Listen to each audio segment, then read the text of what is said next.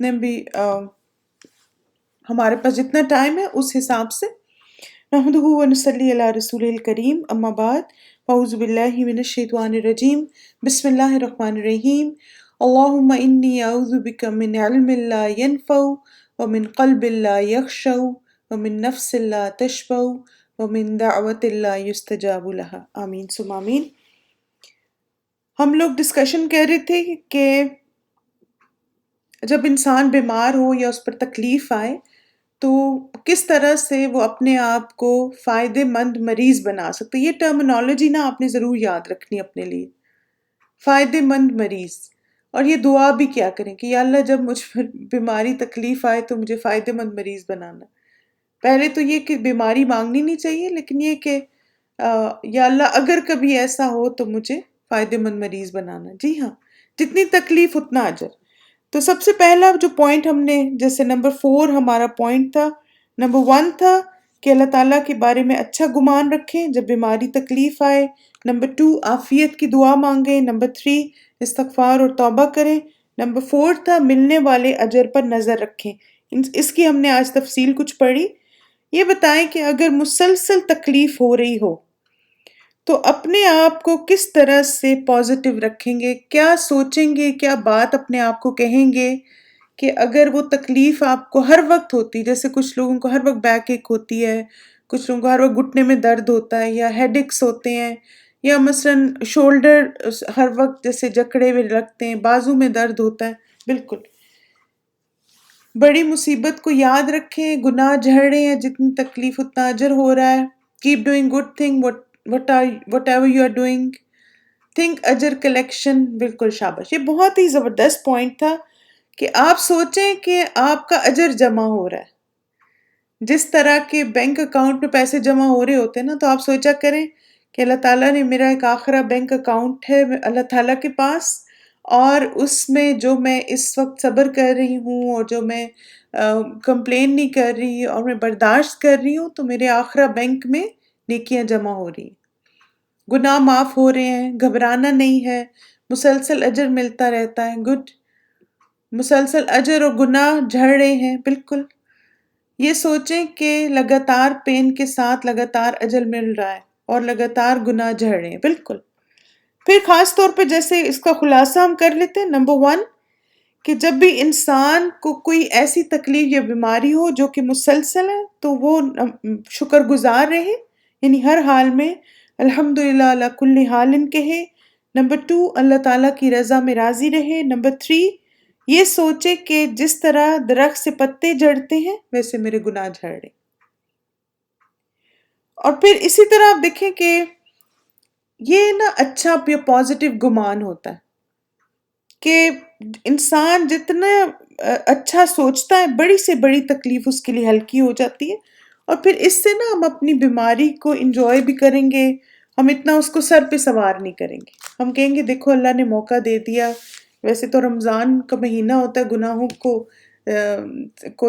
یعنی گناہوں سے نجات حاصل کرنے کا، بخشش کا۔ اللہ تعالیٰ نے مجھے یہ تکلیف دی، میرے اوپر یہ بیماری آئی ہے، اور اللہ نے مجھے موقع دیا کہ میں اپنے آپ کو پاک صاف کر لوں۔ بالکل اللہ سے صحت کی امید رکھیں۔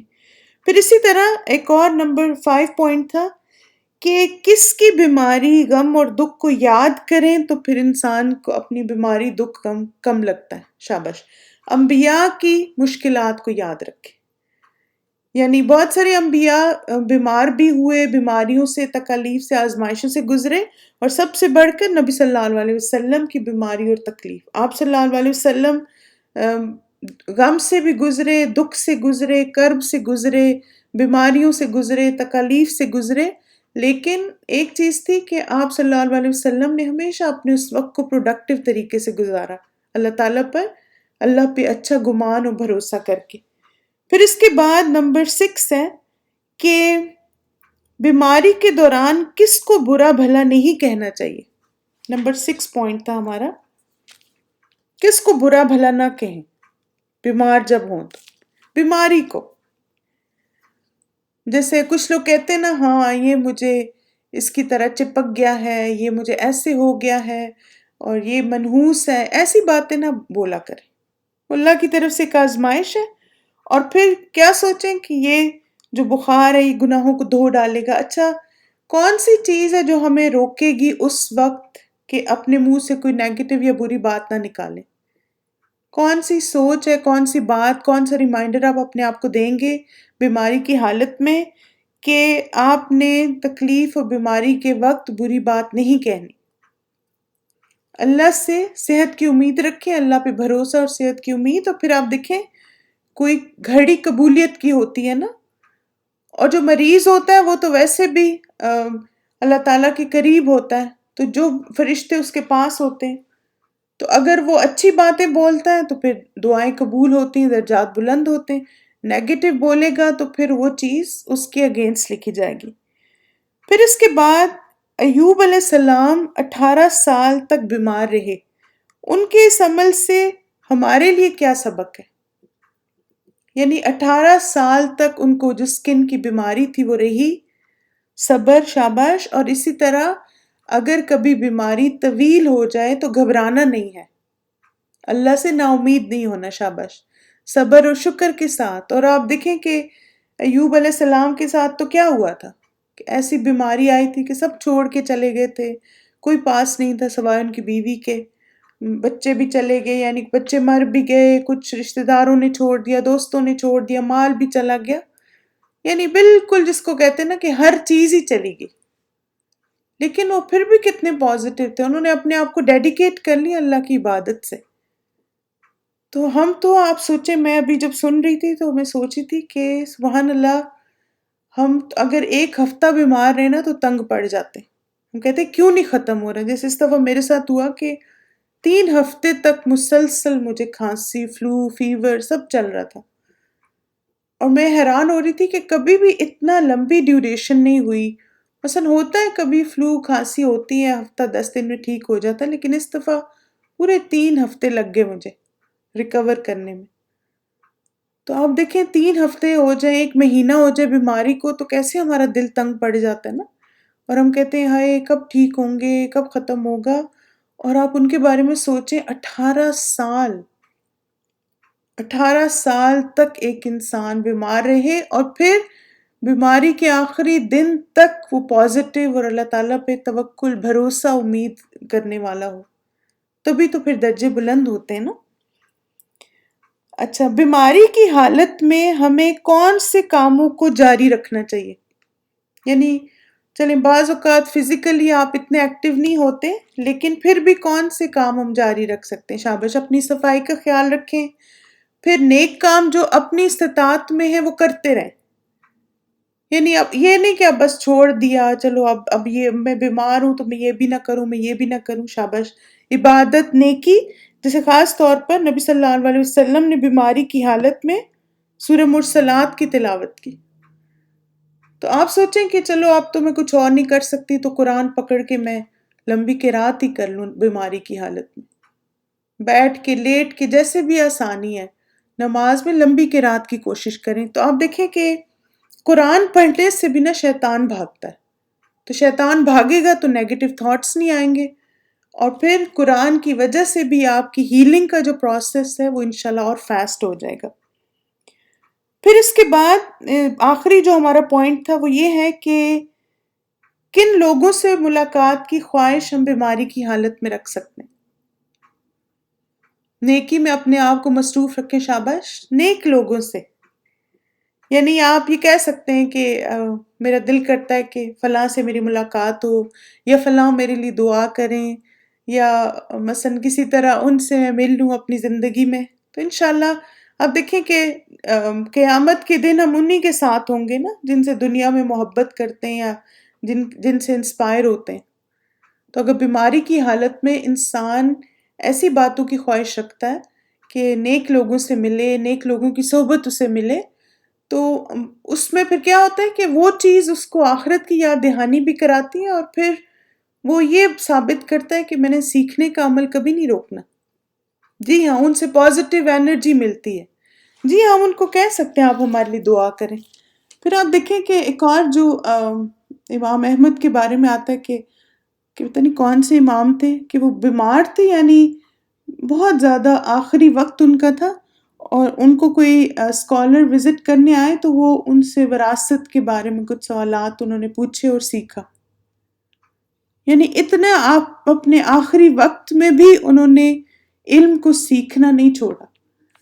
تو اس لیے ہمیں بھی کوشش کرنی چاہیے کہ کوئی بھی ہمیں ملنے کو آئے تو ہم اس سے کوئی اچھی بات سیکھیں، ہم اسے کہیں اچھا آپ مجھے کوئی اچھی بات بتائیں، اچھا ریمائنڈر دیں، تاکہ اس وقت بجائے اس کے کہ ہاں اتنی دوائیاں ہیں کھا کھا کے بس تنگ ہی پڑ گیا دل اور کوئی ہوتا بھی نہیں پاس، سب اپنے اپنے مصروف ہیں، اکثر ہم نا بس بیٹھ کے سیلف پٹی کا شکار ہو جاتے. وہ نہیں ہونا. اتنی ساری اب ہمیں باتیں پتہ چل گئی کہ اب ہمیں ایک پروڈکٹیو انشاءاللہ تعالیٰ پیشنٹ کیسے بننا ہے. تو اللہ سبحانہ تعالیٰ سے دعا ہے کہ اللہ تعالیٰ ہمیں بیماری، تکلیف، آزمائش کے دوران صابرین اور شاکرین میں سے بنائے. اللہ سبحانہ تعالیٰ ہم سب کو ہر طرح کی بری بیماریوں سے اور تکالیف سے محفوظ رکھے. لیکن اگر کبھی ایسی آزمائش آئے تو اللہ تعالیٰ ہمیں ان لوگوں میں شامل کرے جن کا بیماری اور تکلیف کی وجہ سے جن کے درجے بلند ہوتے ہیں اور جو اللہ کا قرب پاتے ہیں اور پھر ان کے گناہ دھل جاتے ہیں. آمین ثم آمین. جزاکم اللہ خیرن کثیرہ. ماشاءاللہ آپ سب نے اچھے پوائنٹس لکھے، ساری باتیں کور کر لیں. اب ہم ایسے کرتے ہیں کہ 10 منٹس کی آپ کی بریک ہے اور بریک کے بعد پھر ہم اپنی تفسیر کا سیشن کنٹینیو کریں گے. آج آپ کا دورہ قرآن کا سیشن ہے. آپ لوگ اپنے قرآن مجید ریڈی کر لیجئے. بریک کے دوران ذرا سا فریش اپ ہو جائیے تاکہ آپ قرآن کو بہتر طریقے سے جذب کر سکیں. جزاکم اللہ خیرن کثیرہ. بارک اللہ فیکم. سبحانک اللہم و بحمدک، اشہد ان لا الہ الا انت، استغفرک و اتوب الیک. السلام علیکم ورحمۃ اللہ وبرکاتہ. You are now muted. اچھا میوٹ. بس وہ لسٹ میں جو کچھ ہے. جی جانی مجھے تو یہی یاد تھا، پھر آپ دیکھ لینا اگر کچھ اور بھی. لا الہ الا اللہ واللہ اکبر اللہ اکبر وللہ اس سے پھلیاں الحمد لکھی ہوئی نہیں میں لکھ نہیں. اللہ اکبر اس کے اوپر اللہ اکبر لا الہ الا اللہ ٹھیک ہے. واللہ اکبر والمارٹ سے تو اللہ اکبر وللہ الحمد اللہ اکبر اللہ اکبر میں پھر چلتا ہوں. لا ٹھیک ہے جانی، الہ فی امان الا اللہ میری جان. اللہ واللہ اکبر اللہ اکبر وللہ بائے الحمد بابو. اللہ ربنا هو الإله له من الأسماء ما میں اصطفى. آج لا کر کی ہلکی کر دی بالکل. اچھا تو دیکھتی رہنا بس تھوڑی دیر میں. اوکے جان ٹھیک. ہاں ٹھیک ہے انشاءاللہ. پانی کچھ نہ دینا بالکل. اوکے میں ابھی بس جا رہی ہوں. میں بس یہ تھوڑا سا دوسری کلاس میں دیکھ چکن وغیرہ تیار کر لو. ہاں بس یہ بھی مجھے ایک چھوٹی سی کلاس اور لینی. تو پھر اس کے بعد میں پھر آپ اس کو کے جو ہے بعد تو پھر پھلیاں کاٹ کے بس ڈال دیں. ہاں ہاں انشاءاللہ میں دیکھتی ہوں چکن کو آ کے نا. You are now muted. So what does it show? Standing for something shows anticipation, shows importance. We stand for something which is important. Otherwise, we just lie down on the couch like a couch potato and we don't do nothing. But when something is important, the first thing we do is just stand up. Like let's say you're sitting on your couch and you have nothing better to do in life. You're just munching on some popcorn and watching something on TV. But someone comes and tells you there's a blizzard outside. And then you just jump up, right? Or someone tells you the president of the country is just at the door. Will you still, would you still be just sitting there and doing whatever you're doing? You will just jump up and see, or even if you don't like the president or whatnot, that's another problem, but you will still jump up. Right? SubhanAllah? You will still say, oh my God, really? Or just double check. So one meaning is that Qiyamah is something that is standing, which means is going to be established. Another is the people will stand. Alright? Alhamdulillah. Alright. وَلَا أُقْسِمُ بِالنَّفْسِ اللَّوَّامَةِ. We will, وَلَا and not, I swear, بِالنَّفْس, with the soul, al-lawwama. What kind of soul is lawwama? One that reproaches much. Okay? One that reproaches much. And inshallah we'll tell you all three meanings of this type of, all three meanings of soul first. and then we will get into the details to do with this type of soul. One means an, and it's a seen la here, alright? Seen la here, not. Which means whatever you're thinking, just drop that and pay attention. Uqsimu, I swear, bin nafs, by the soul, al-lawwana, and every time you see alif lam, what is the meaning? What is the meaning of that? What is the meaning of that? And especially if it's in a noun. Alif lam in a noun in the beginning is for, majority of times, for THE. This is the translation of that. Good? Al-lawwana, the. Lawana means one that reproaches much. Inshallah, we'll explain that in detail so that you have no confusion. So there are 3 types of soul mentioned in the Quran. 3 types of soul mentioned in the Quran. Can you remember that? This much? And why do we need to remember all of these details? Because inshallah there will be a quiz. It will be easy, but as long as you have paid attention in the class. And I want to see all of you on the star board next week, inshallah.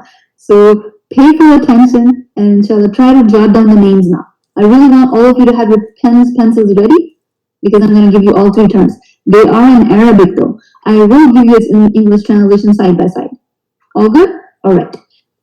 One type of soul which is mentioned in the Quran is called An-Nara, not with Ayn, but with Hamza or Alif. An-Nara. Alright? Ammara. So if some girl's name is Ammara, please don't call her Ammara because it has a bad meaning. Alright? So it should be pronounced with light Hamza Alif. It should be pronounced with Ayn, proper Ayn.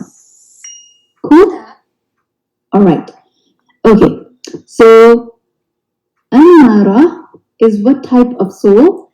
It's a soul which makes a person do wrong things. Alright?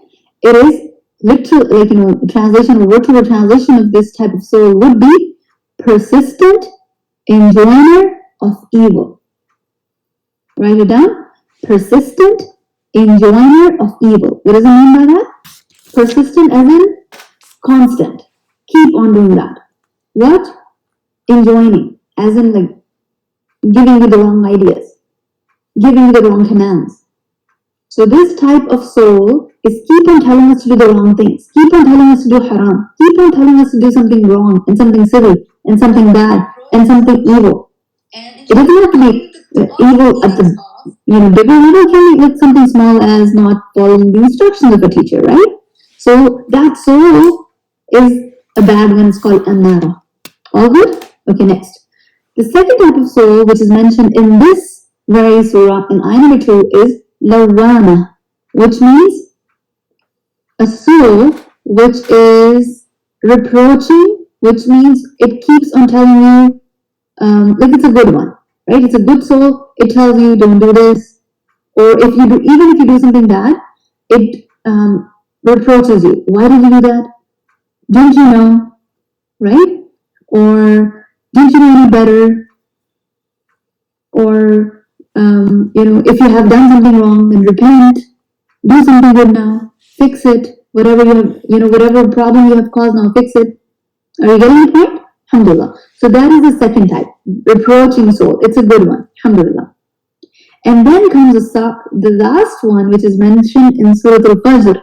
It's the nafs, which is called mutma'inna. What type of soul is that? It's the content soul. It's the happy soul. It's a reassured soul by Allah subhanahu wa ta'ala. But don't worry, you're going to make it to Jannah. And it's in the end of Surah Al-Fajr. How many of you know Surah Al-Fajr by heart? So inshallah, we will request Sister Vida to please allow the students to chat. But can you please follow the instructions of Sister Vida? Because she's been really nice.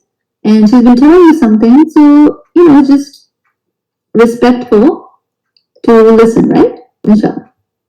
Alhamdulillah. Alright, so now we're going to focus now. Allahumma barik. Okay, so how many of you know Surah Al-Fajr? Towards the end of Surah Al-Fajr, what does it say? Ya ayyatuhan nafsul mutma'inna. Right? And then after that, what comes after that? Who knows? ارجعي إلى ربك, or something else in the middle.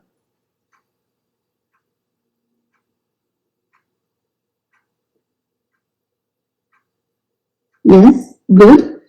If that's correct, Sister Hafsa, very good. And does it say anything to do with Jannah in these ayat?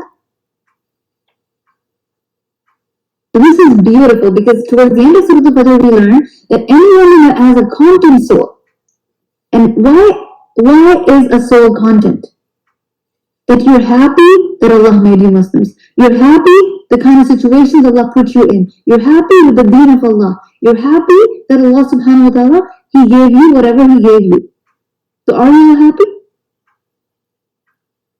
Yeah, I will, inshallah. Alright, so I'm going to give you the ayah numbers now. And I'm going to show you the ayahs in Arabic. So first was An-Nara, like this is the word right here. And this ayah, or this part of the ayah, is in Surah Yusuf. Surah Yusuf, ayah number 53.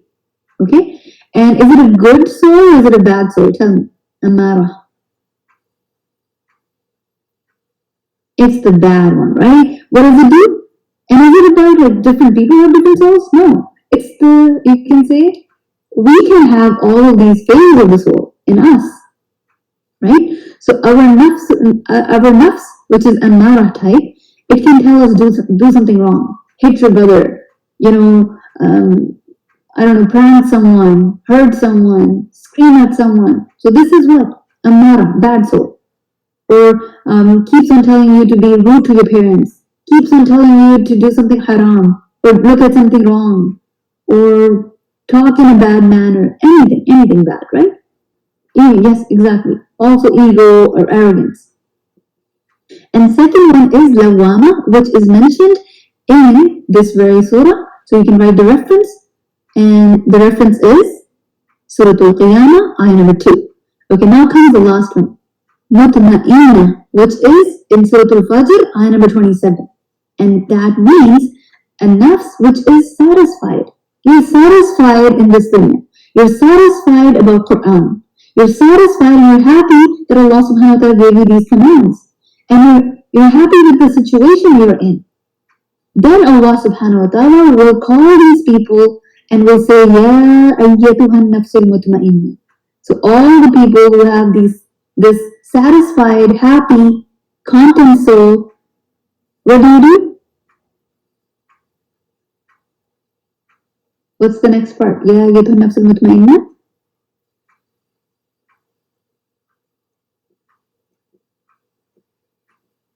Surah Al-Fajr, come on people. Irji'i ila rabbiki radiyatan mardiyah. Very good, Sister Hafsa. So, what do? Return to your Lord. So, all people who are happy with the commands of Allah, now return to Allah, and when you return to Allah, radiyatan mardiyah. You are happy with Allah, and Allah is happy with you. You are radi with Allah, you are pleased with Allah, and Allah is pleased with you. Imagine, it's like you're getting the best in Jannah. And you'll be so happy, you're going to say, okay, I'm very pleased. You were happy in this dunya, being a Muslim. You will be happy in Jannah. Subhanallah. And then the Jannah part comes. So enter my Jannah at the end, Allah subhanahu wa ta'ala will say. So may Allah give us all which type of soul? Mutma'inna. Right? Mutma'inna is perfect. Because then you're so happy with the deen. Then you don't even have to worry about wrong, and you don't have to worry about, keep on, struggling. So may Allah enable us to reach that level. And then ayah number 3, أَيَحْسَبُ الْإِنسَانُ أَلَّنْ نَجْمَعَ عِظَامَهُ.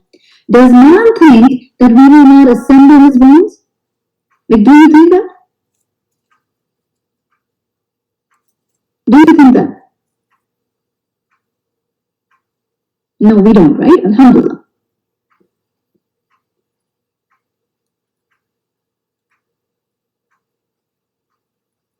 Do you think that? No. Beautiful. I really want all of you to think about that. So, means does. So, then you notice one hamza with a fatha in the beginning of a sentence, usually, more likely, it will turn the statement into a question. Can you remember this part? Right? So it can become a question.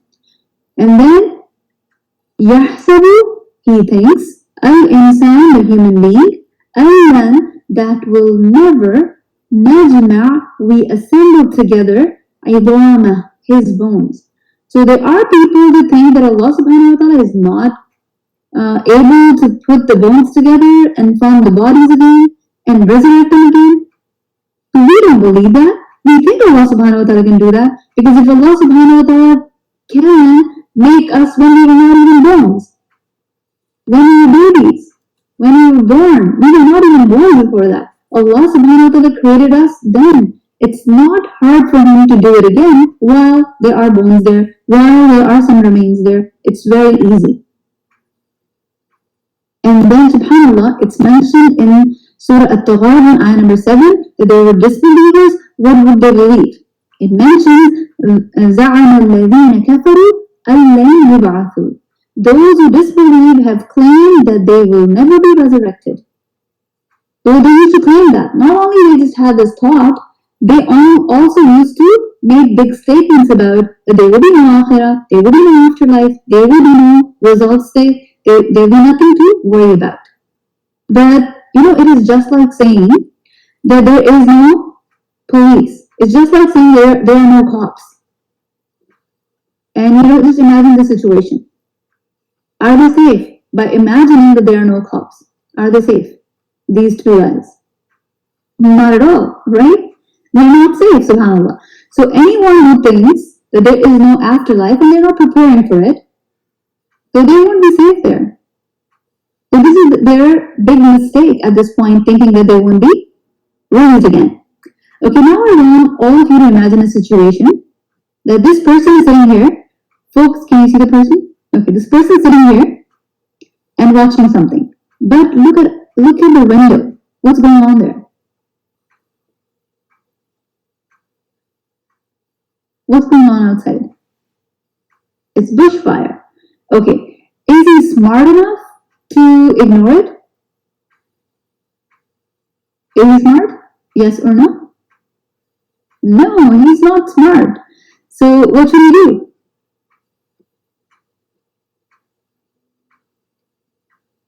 Run, right? Save himself. Exactly. So this is exactly what we can do in order to save ourselves from the punishment in afterlife. We need to remember the warnings, and we need to take them seriously, and we need to do something in order to protect us.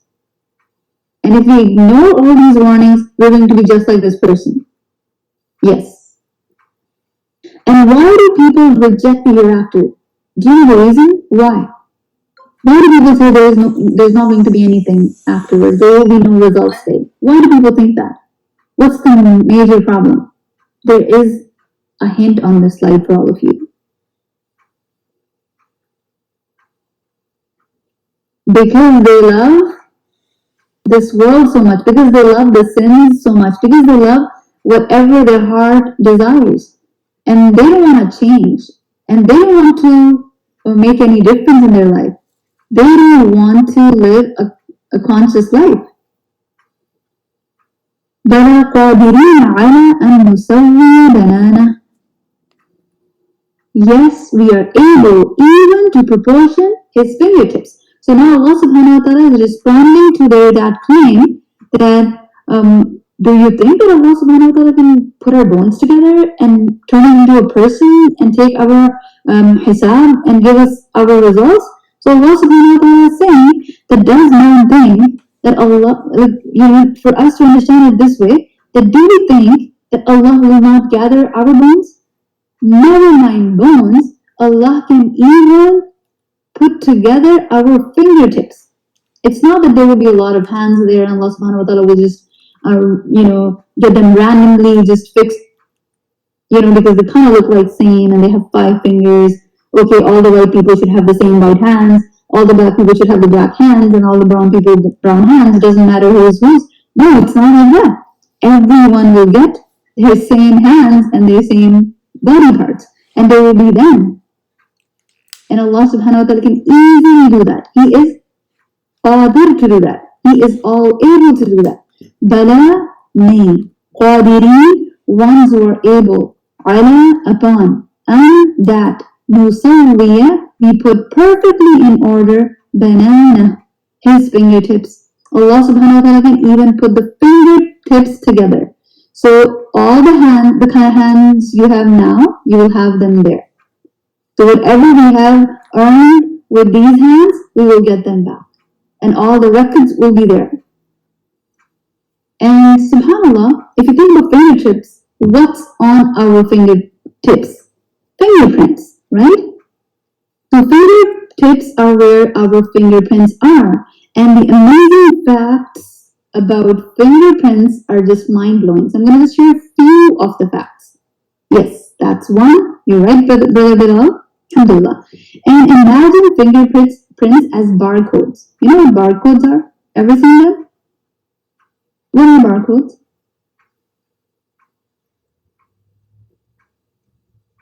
Yes, on the products. Very good, Brother Bilal. Very good, Sister Quratulin. Very good. So the barcodes, when we scan them, what happens? When we scan the barcodes, what happens?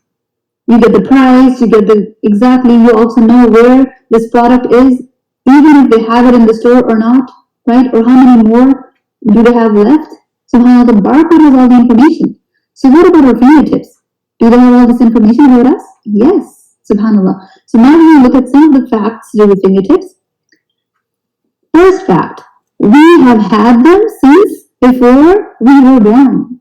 Like subhanAllah, the fingerprints, we get them before we are born.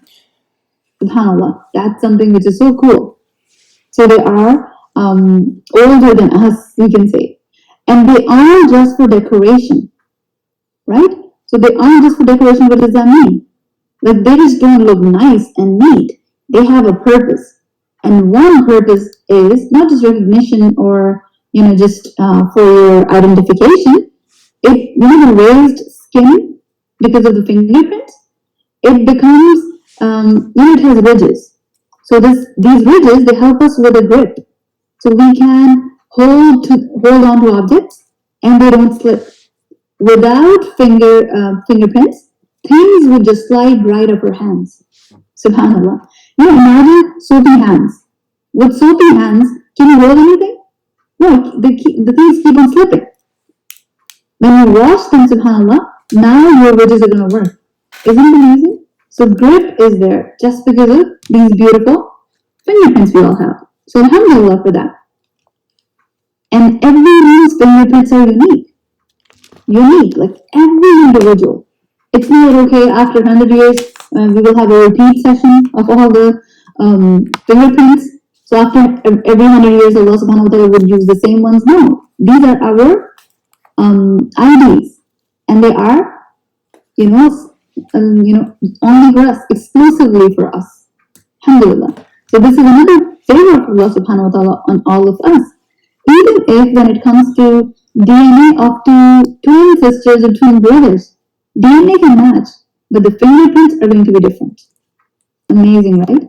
And subhanAllah, do you all know about this amazing fact that even our tongue has a print? And our tongue print is also different for everyone. SubhanAllah. So alhamdulillah for this. And fingerprints do not change. They stay the same. What kind of fingerprints do we have? So we'll do the activity in a bit. So I really want all of you to focus. So using fingerprints for identification is not a new thing.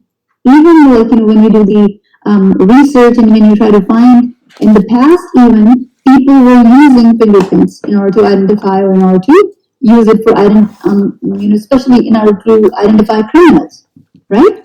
Remember that? Before your finger recognition on your phones, fingerprints were used to identify which criminal came here and did he touch that or not? We know that, right? SubhanAllah. And it wasn't like just now. There was a book published in 1788. Which year are we in now? Which year are we in now? We're talking about 1788, 1788.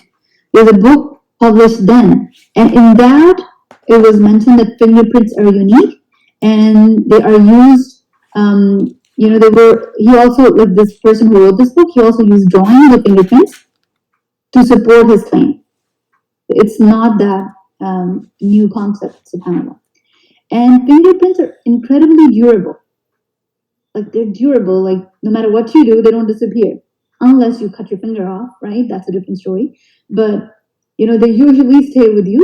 Or even if you burn them, the skin which comes back, it comes back with the same pattern again.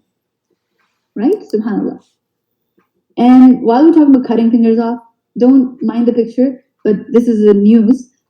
This guy, Hans, he lost his 4 fingers 3 months before 28 September 2012, right? In an accident. So and you know what? His finger was found in the belly of a fish, and the people that tried to return to him, like they found out that it was his finger because of the fingerprint. SubhanAllah, can you believe that? And he said, I don't want to take it. Well, that was the news, so I just wanted to share. So fingerprint patterns are usually mainly 3 types.